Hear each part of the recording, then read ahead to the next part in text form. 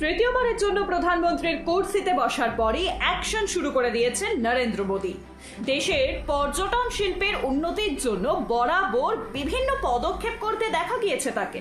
তৃতীয়বার ক্ষমতায় ফিরেও পর্যটনের প্রসার ঘটাতে বড় পদক্ষেপ করতে চলেছেন তিনি। শীঘ্রই জম্মু ও কাশ্মীরের বসোলির রঞ্জিত সাগর লেকে চলবে ক্রুজ। হিমাচল প্রদেশ সংলগ্ন জম্মু ও কাশ্মীরের সীমান্তে অবস্থিত চালা গ্রাম ও বানি উপত্যকায় পর্যটকদের জন্য গড়ে তোলা হবে বিলাসবহুল হোটেল।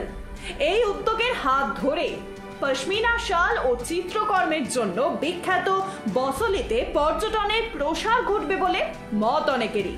পর্যটন মন্ত্রকের তরফে ভারত দর্শন 2.0 প্রকল্পের মাধ্যমে দেশের 57টি স্থানকে চিহ্নিত করা হয়।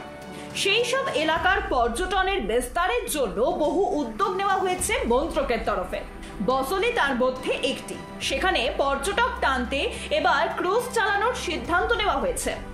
রঞ্জিত সাগর হ্রদ পর্যটন সার্কিটের বৃহত্তম এলাকা, যা বসোলি, বানি এবং সারথাল পর্যন্ত বিস্তৃত। এটিকে ইতিমধ্যেই সরকারের তরফে অভ্যন্তরীণ জলপথ হিসেবে স্বীকৃতি দেওয়া হয়েছে।